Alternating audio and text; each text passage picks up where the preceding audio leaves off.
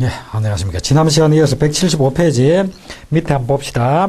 토양 알갱이 분류해가지고 자갈, 모래, 미사, 점토 막 이런 식으로 이제 또 분류를 하고 있죠.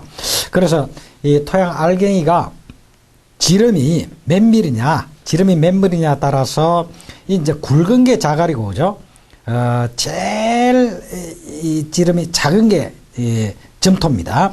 그래서 자갈은 2mm 이상이고, 자, 여기서 이제 미국, 농무성에서 규정하고 있는 게 있고, 국제토양학회에서 규정하고 있는데, 여러분들은 국제토양학회 요걸 중심으로 그냥 기억을 하시기 바랍니다.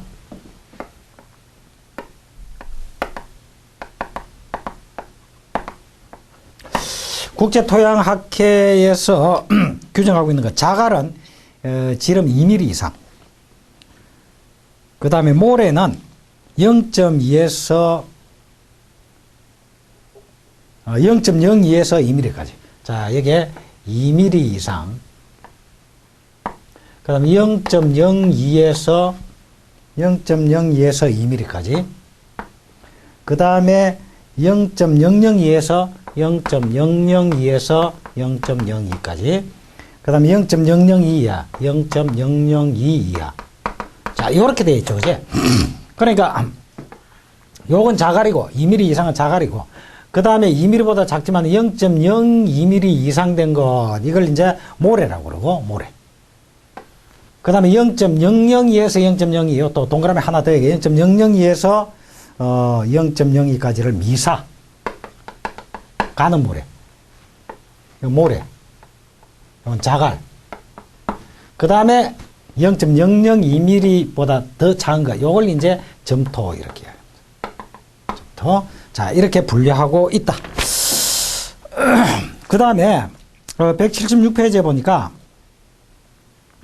위에서 넷째 줄에 점토 알갱이 중에서 지름이 0.001mm보다 작은 것을 콜로이드라고 한다. 그러니까 점토 중에서도 0.002mm 이상은 점토인데 이 중에서 0.001 이하까지 내려간 것, 이거 더 작은 거, 점토 중에 더 작은 거, 이걸 토양 콜로이드라고 한다. 콜로이드. 그래서 그 밑줄 쫙 해놓으시고요. 점토 중에서 지름이 더 작은 것을 토양의 콜로이드라고 한다. 밑줄 쫙. 됐죠? 토양의 콜로이드라고 한다. 자, 그 다음에 토양 구성 해가지고, 쭉 나와 있는데, 이 토양 구성은, 이걸로 보시면 됩니다. 지난 시간에 본 거, 요거죠? 보시면 된다. 자, 그런데, 이 토양 구성 중에서, 뭐, 간단한 거 몇 가지 한번 봅시다. 우선, 모래, 흙과 같은 거친 토성. 자, 그게 토성에서, 하나, 둘, 셋, 넷, 다섯, 여섯, 일곱째 줄 내려가면, 모래흙과 같은 거친 토성이요. 모래흙, 요거죠. 사토. 사토는 점토 함유가 아주 적습니다. 점토 함유가 아주 적죠. 그죠? 점토 함유가 아주 적기 때문에 알갱이가 아주 작은 이런 게 적고 좀 알갱이 큰 것들이 포함되어 있단 말이에요. 그러다니까 예를 들어 물 같은 거는 잘 빠지겠죠. 그래서 공기도 잘 통하겠죠. 그래서 토양은 공기가 잘 통하고 물이 쉽게 빠진다. 그러나 물과 양분을 간직하는 힘이 약하다. 당연하지, 그지? 그러니까 쉽게 빠져버리니까 물이고 영양분 같은 게 쑥 빠져내려가 버리는 거지. 간직되기가 힘들다. 한편, 점토나 미사가 많은 토양은, 점토나 미사가 많으면, 그러니까 점토 양이 많으면, 일반적으로 이제 양토 정도, 식양토 정도 들어오면, 자, 이런 경우는 물과 양분을 보유하고 있는 힘은 좋지만 물이 잘 안 빠지고 공기 유통도 잘 안 된다. 그 다음에 모래차먹은 사양토. 모래차먹은 굵은 알갱이가 작은 알갱이가 알맞은 비율로 들어있기 때문에 수분이나 양분을 지니는 힘이 좋을 뿐만 아니라 공기 유통도 잘 되는 토양이 있다. 이렇게 돼 있지. 자, 그래서 일반적으로 간단히 따지면 이런 거예요. 요 사토는 물이 잘 빠져. 공기도 잘 유통돼. 그건 좋아. 그러나 영양분이나 수분을 함유하고 있는 힘은 아주 약합니다. 근데 지력 정도, 식토가 되면 반대로 영양분이나 수분을 함유하는 힘은 좋지만은 공기가 잘 유통이 안 되고 투수성이 아주 안 좋아. 그래서 별로 안 좋아. 자, 그러면 결국은 요거와 요것의 중간 정도의 형태인 양토라든지 사양토, 식양토 요 정도가 작물의 생육에 좋다. 이런 이야기입니다. 자, 그 다음에 토양의 구조에 176페이지 3번에 맨 밑에 토양의 구조 나와 있죠.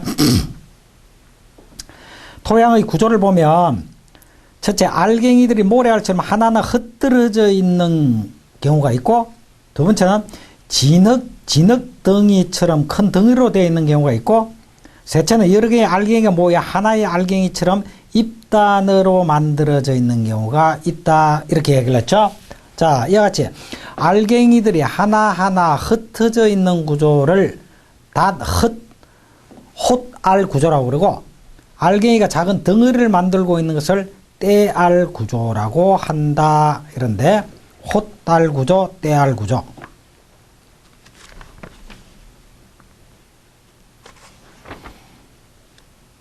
여기는 이제 한문만 계속 쓰더니 이제 우리말을 좀 섞어 썼네요. 그러니까 홑알 구조다, 떼알 구조다, 뭐 이런 말을 쓰고 있는데, 떼알 구조를 우리는 입단 구조라고 그럽니다.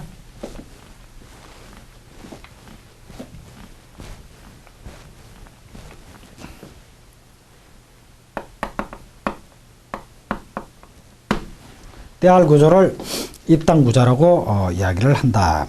그런데 알갱이 하나하나가 흩어져 있는 홑알 구조와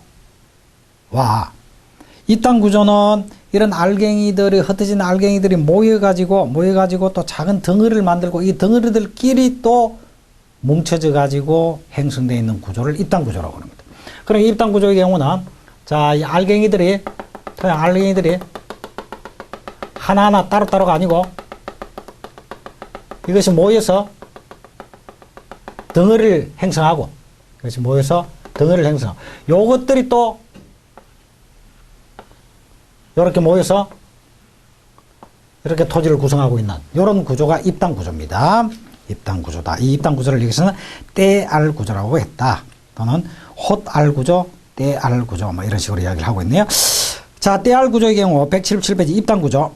입단 구조가 이루어지려면 알갱이들이 1차적으로 서로 가까워져야 하고, 알갱이들이 멀리 있으면 입단 구조가 안 되겠지. 일단 가까워져야 하고, 다음으로 알갱이들을 단단하게 결합시켜주는 접착제와 같은 물질이 있어야 된다. 이것을 단단하게 결합시켜주는, 알갱이들을 이렇게 결합시켜주는 접착제의 역할을 하는 또 물질이 필요하다. 이렇게 이야기를 합니다. 그죠? 이걸 결합제라고 한다. 결합제. 접착시켜주는 물질. 결합제가 필요하다. 자, 결합제로 중요한 것은 콜로이드 상태의 점토라든지 산화철 및 유기물이다. 그래서 결합체의 주로 역할을 하는 게 뭐냐? 토양 콜로이드라든지 또는 산화철이라든지 유기물이다.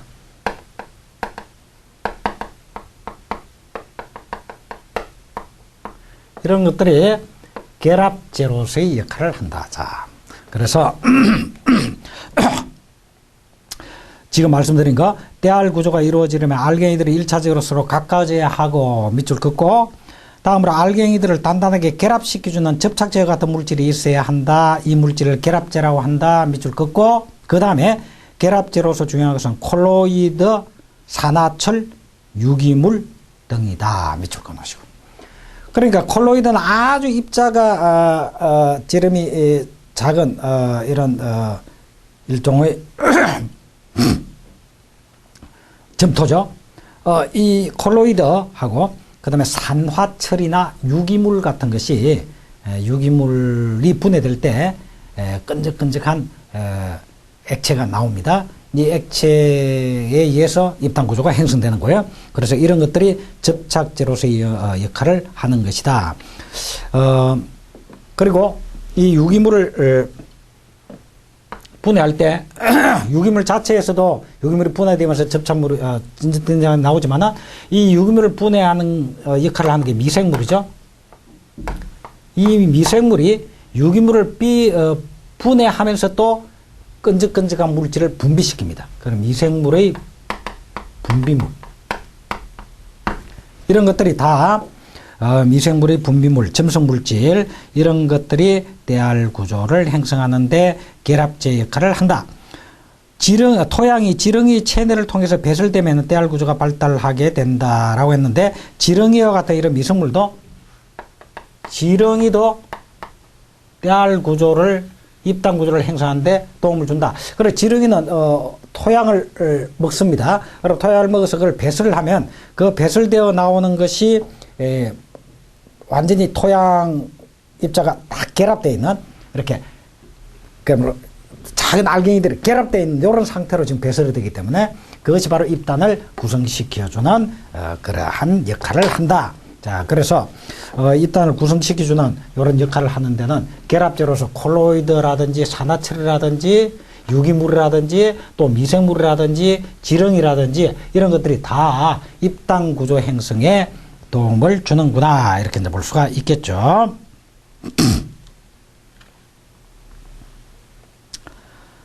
자, 그 다음에 그 밑에 이제 호달 구조와 떼알 구조인 입단 구조가 이제 그림으로서 이렇게 표시가 되어 있고요.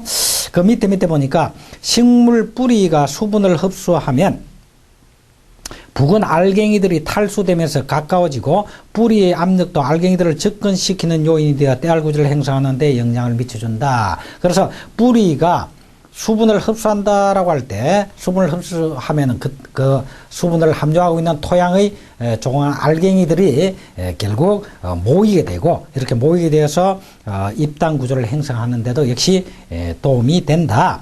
그리고 토양의 구조를 안정화시키는 토양 계량제로서 인공적으로 합성된 고분자 화합물인 아크리소일이라든지 크릴름 등을 이용해서 또 입단 구조를 형성하는 데 도움이 된다. 이런 얘기지. 자, 그래서 이거는 여러분들 밑줄 하나 끊어봅시다. 토양의 구조를 안정화시키는 토양 계량제. 계량제로서 인공적으로 합성한 고분자 화합물이 있는데 이런 고분자 화합물의 예를 들어라고 한다면 아크리소일이라든지 크릴룸 같은 것이다.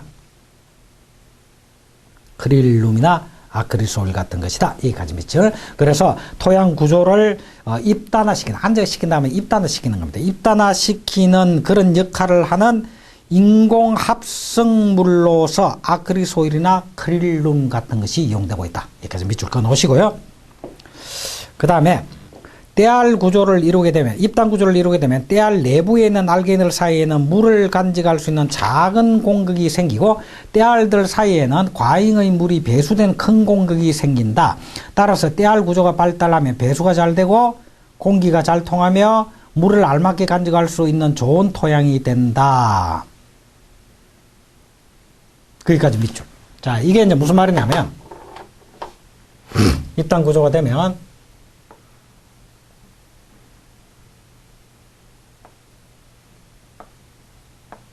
이렇게 토양 입자들이 이렇게 알갱이들이 전부 이렇게 붙겠죠. 자, 이렇게 다 붙고, 자, 이렇게 된 것들이 또 이렇게 붙는 겁니다.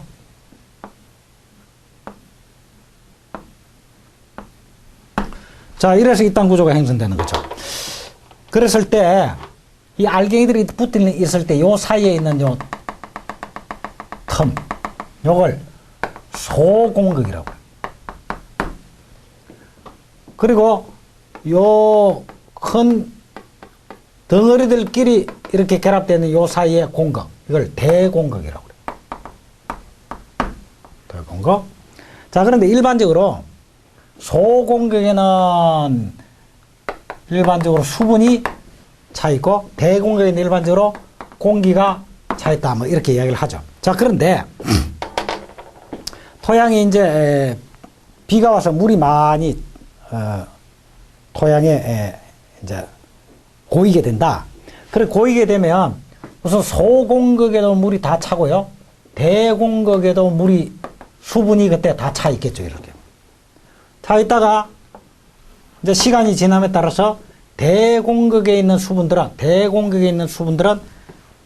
중력의 힘에 의해서 토양의 더 깊은 부분으로 빠져 흘러내려갑니다. 그래서 이렇게 흘러내려가기 때문에 이런 걸 중력에 의해서 흘러내는 중력수다 이렇게 이야기를 해요.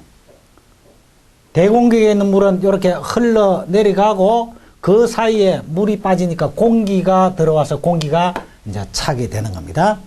자, 어쨌든 입단 구조는 이러한 소공극과 대공극 사이에서 자, 이렇게 공기가 차이니까 공기의 유통이 좋죠. 통기성이 좋습니다.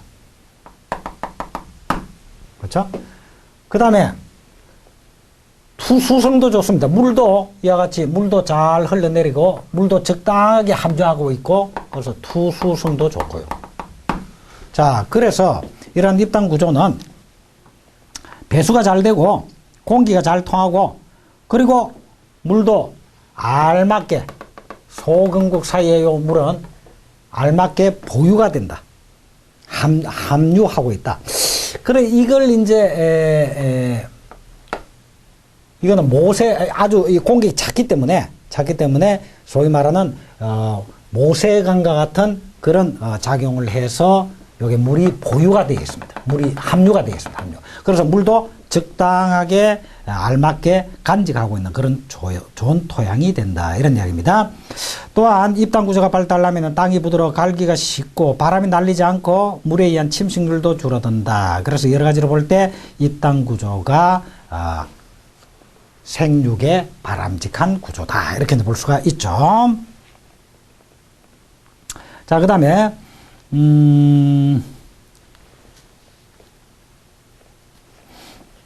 나트륨 이온은 알갱이를 엉기는 것을 방해한다 되어 있죠. 그래서 위에서 하나, 둘, 셋, 넷, 다섯, 여섯째 줄에 나트륨 이온은 알갱이들이 엉기는 것을 방해하므로 이것이 많이 들어있는 물질이 토양에 들어가면은 토양의 물리적 성질을 악화시키게 된다. 다시 말하면 나트륨 이온은 입단 구조를 방해하는구나. 자, 여기서 이제 하나 추가할게. 나트륨 이온은 입단 구조 행성을 어떻게 한다? 방해한다. 그래서 나트륨 이온은 입단 구조 행성을 방해한다. 요것 정도 여러분들이 기억을 하시고요. 그러니까 나트륨 이온은 입단 구조 행성을 방해하기 때문에 아까 전에 얘기했듯이 작물의 생육인데 입단 구조가 바람직하다고 그랬잖아. 입단 구조가 바람직한데 이런 나트륨 이온을 많이 함유하고 있는 이러한 물질들이 토양에 많이 흡수되면 흡수될수록 입단 구조가 잘 형성되지 못할 것이다. 이렇게 이야기를 할 수가 있겠죠. 자, 그 다음에 네 번째로 토양의 밀도와 공급량 이렇게 나와 있는데 자, 토양에 있을 수 있는 물이나 공기의 양은 공급의 양에 의해서 결정되지만 물의 이동이나 공기 유통은 공기의 양보다는 공급의 크기에 의해서 지배된다. 이렇게 되어 있죠. 자, 그러니까 이 말은 무슨 말이냐면 여기 이제 공급, 소공급 속에는 물이 이제 함유되어 있는 거예요. 그 다음에 대공급 속에는 물이 함유되어 있다가 쏙 빠져나가서 중력수로 흘러 빠져나가 버리고 여기 공기로서 메꿔진다. 이랬지, 그제? 그래서 결국은 이런 소공급이 얼마나 되고 대공급이 얼마나 되고 하는 그 자체보다는 물이 이동한다, 공기가 이동한다라고 하는 것은 결국은 그 공급이 크냐 작으냐, 소공급에 있는 물이나 공기도 거기 조금 있을 수도 있겠지만 대부분 물이 차 있는데 그것은 거의 흡착수의 수준으로 토양에 흡착되어 있는 상태이기 때문에 그거는 잘 이동되지 않는다. 그러나 대공급에 있는 수분은 중력에 빨리 들어가서 쉽게 이동한다. 그래서 물의 이동이나 공기 유통은 공급의 양보다는 공급의 크기에 의해서 지배된다라고 할 수 있다. 이런 얘기죠. 그 밑줄 그어 놓으시고 물이나 공기의 양은 공급 양에 의해서 결정되지만 물의 이동이나 공기의 이동은 공급의 크기에 의해서 지배된다. 여기 함유되어 있는 양은 공급의 양이 얼마나 되는데 공격이 얼마나 많으냐에 의해서 결정되겠지만 이동은 크기에 의해서 결정된다. 밑줄 그으시고 그 다음에 토양의 무게는 공급량이 많을수록 가볍다.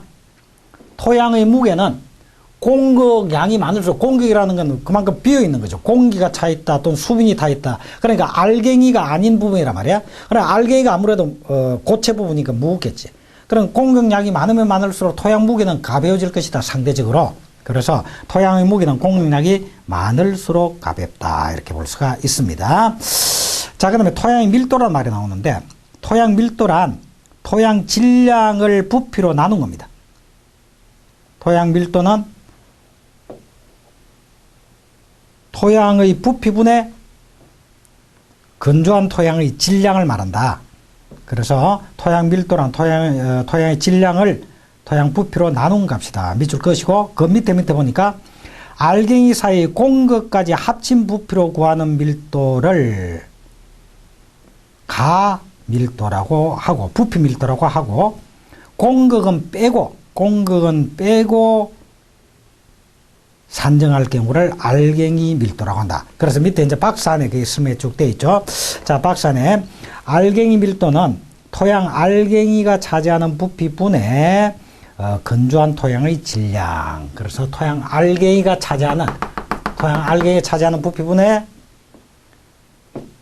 건조시킨, 그 토양의 수분을 싹 빼버리고 건조시킨 토양의 질량이 차지하는 비율을 알갱이 밀도라고 그러고, 부피 밀도라고 하는 것은 요뿐만 아니라 공급까지 다 포함한 부피, 공급까지 다 포함한 부피분의 건조한 토양의 질량을 부피 밀도라고 한다. 그 박스 안에 있는 공식은 여러분들이 기억을 하시고요. 그 다음에 그 밑에 같은 토양이라도 때알이 발달되어 있는 정도에 따라 공급량이 달라지므로, 때알은 입단구조가 발달되어 있는 정도에 따라 대공급, 소공급, 공급량이 달라지므로 당연히 부피 밀도는 달라질 것이다. 그렇죠. 그죠? 부피 밀도는 토양 공급의 양까지 포함시키는 것이기 때문에. 그러나 알갱이 밀도는 공량과는 관계없기 때문에, 알갱이가 차지하는 부피만을 계산하에 넣기 때문에 공급량과는 관계없이 일정한 밀도 수준을 나타낼 것이다. 여기까지 밑줄. 그래서 그 박스의 공식 바로 밑에 있는 셋째 줄까지는 밑줄 그어 놓으십시오. 그 이제 여러분들이 사실상 이 공식만 딱 보고 그것만 기억해 놓으면 그 밑에 있는 지문이 시험으로 나온다라고 하더라도 다 고를 수 있는 거예요. 당연히 고를 수 있지만은 여기서 공부할 때 한번 리뷰 시켜보는 거야. 당연히 알갱이 밀도는 토양 공극의 부피는 포함을 안 시켜서 산정한 것이고, 부피 밀도는 공극을 포함시켜서 산정한 것이기 때문에 토양 공극의 양이 많으냐 적으냐에 따라서 부피 밀도는 달라질 거지만 알갱이 밀도는 안 달라진다, 이 말이란 말이에요. 당연한 이야기죠. 그 다음에 공극의 크기와 공극률. 둘째 줄에 대공극은 공기의 유통과 수분의 이동을 좋게 하지만 소공극은 공기의 유통과 수분의 이동을 제한한다. 그 밑에 때알 구조가 발달되어 있는 토양은, 때알 구조가 입단 구조입니다. 때알 구조가 발달되어 있는 토양은 알갱이 사이에 존재하는 많은 소공극이 수분을 저장하며 때알 사이의 대공격을 통해서는 공기의 유통 및 수분의 이동을 쉽게 하기 때문에 식물 생육에 좋은 조건을 갖추고 있다. 자, 이것만 밑줄 칩시다. 그러니까 때알 구조가 잘 발달되어 있는 토양은 알갱이 사이에 존재하는 많은 소공격의 수분을 저장하고 때알 사이의 대공격을 통해서는 공기의 유통 및 수분의 이동을 쉽게 하기 때문에 식물 생육에 좋은 조건을 갖추고 있다. 밑줄 짝. 자, 그게 아까 전에 설명한 이거야. 이 소공극 속에서는 소공은 이제 물을 함유하고 있습니다. 소공극. 물을 함유하고 있고, 대공극은 주로 공기가 차 있는데, 대공극에 물이 있다라고 한다면은 중력에 의해서 중력수로 밑에 물의 이동이 나타난단 말이야. 빠져나간단 말이야. 그래서 이러한 공기도 적당하게 들어있고, 수분도 적당하게 함유하고 있으며, 수분의 이동과 공기의 이동도 좋은 이런 토지이기 때문에 작물의 경작에 좋은 조건을 갖추고 있는 토지가 바로 입단 구조다. 이런 이야기입니다. 됐죠? 자, 그 다음 179페이지에 공극률을 계산하는 방법이 나와 있죠? 그래서 공극률의 공식은, 공극률은 1 마이너스 알갱이 밀도분의 부피 밀도 곱하기 100이다. 공식으로 하나 외워놓으세요. 그래서 공극률이다라고 하는 것은 1 마이너스 알갱이 밀도다라고 하는 것이 진 밀도를 말하는 것이죠. 부피 밀도가 이거는 공극까지 포함한 밀도라고 그랬죠. 그래서 알갱이 밀도분의 부피 밀도 곱하기 100이다. 예를 들어서 부피 밀도가 1.3이고 알갱이 밀도가 2.65면 토양의 공극률은 얼마다? 그대로 그 공식 잡아내면 된다. 이런 얘기죠.